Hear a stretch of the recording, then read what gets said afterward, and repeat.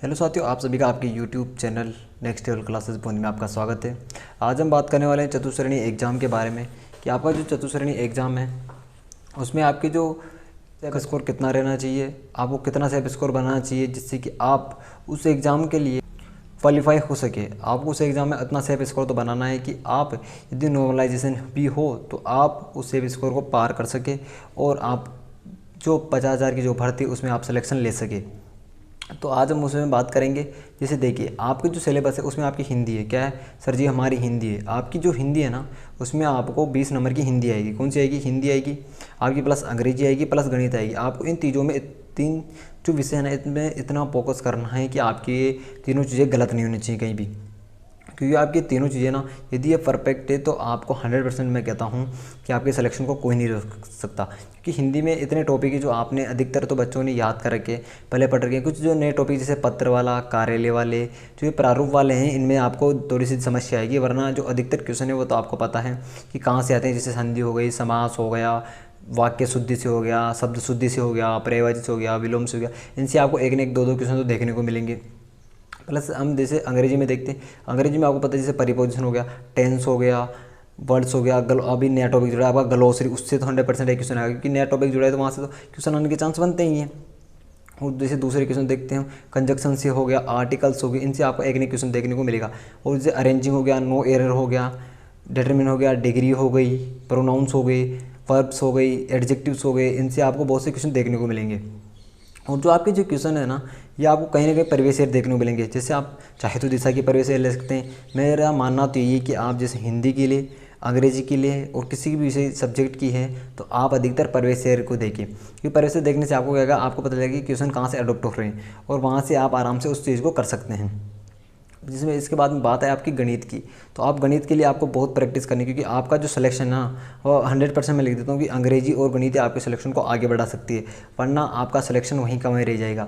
यदि आपकी गणित और इंग्लिश में जो आपकी कमांड है ना, तो 100% कह सकता हूँ कि आप सिलेक्शन आराम से ले सकते हैं। हिंदी, अंग्रेजी और आपकी ये जो गणित है ना, इससे आपका सिलेक्शन परफेक्ट होगा।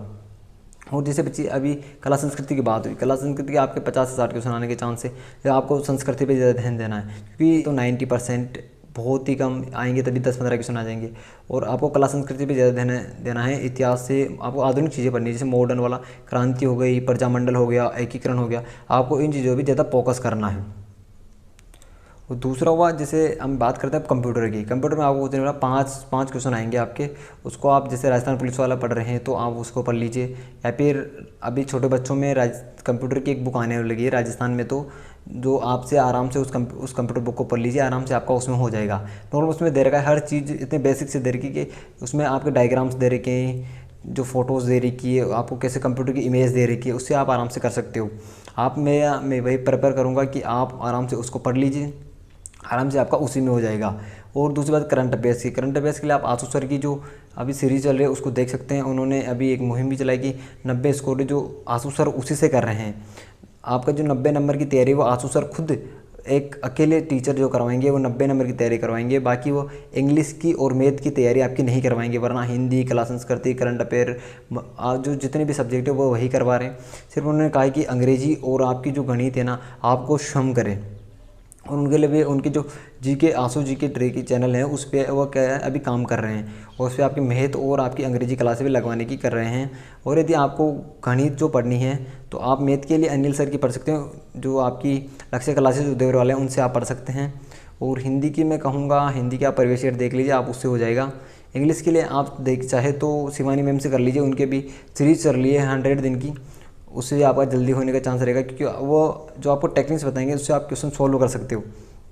और आपको यही चाहिए कि आपके क्वेश्चन कितने अडॉप्ट होने चाहिए, आपको उससे मतलब है। और आपका जो सेफ स्कोर है, आपको 120 के समथिंग तो आपका सेफ स्कोर होना चाहिए, जिससे क्या है आप उस नॉर्मलाइजेशन के धक्के से बाहर निकल सकते हो। क्योंकि आपको पता है कि 8 शिफ्ट में पेपर होगा तो नॉर्मलाइजेशन होना तो जरूरी है, नॉर्मलाइजेशन होगा, और उसी नॉर्मलाइजेशन के चक्कर में आपके नंबर ऊपर से नीचे होंगे, और उस कारण से आपका सिलेक्शन वहीं कहीं रुका सकता है।